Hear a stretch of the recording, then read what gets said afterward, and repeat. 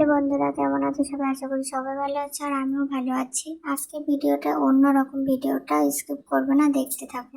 তারপর আমার একটা স্টুডেন্ট বললো, ম্যাম আমার তো এখন পরীক্ষা চলছে, আমার হাতের কাজ দিয়েছে, তুমি একটা ফুল বানিয়ে দেবে? তাই বললাম ঠিক আছে, এই কাগজটা দিয়ে যাবে, আমি বানিয়ে দেবো। আগেও আমি অনেকবার বানিয়েছি ফুল, ওদেরকে বানিয়ে দিয়েছি, কিন্তু কোনোদিন ভিডিও করিনি কোনো কিছুরই। কিন্তু আজকে মামুনি বললো যে তুমি যখন হাতের কাজ করছো একটু ভিডিও করো, তোমার ফেসবুক বন্ধুরাও দেখুক তোমার হাতের কাজ। তা আমি বললাম ঠিক আছে, চলো করাই যাক।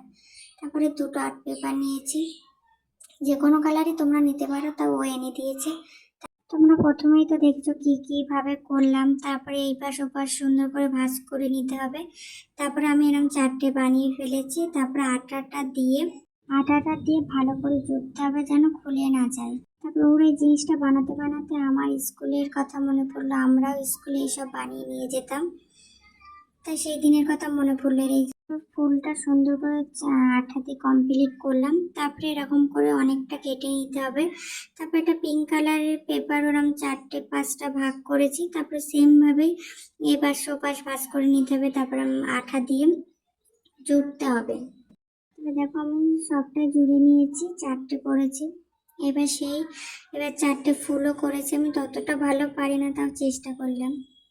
তারপরে এক এক করে সেই ফুলগুলো এতে জুড়তে হবে।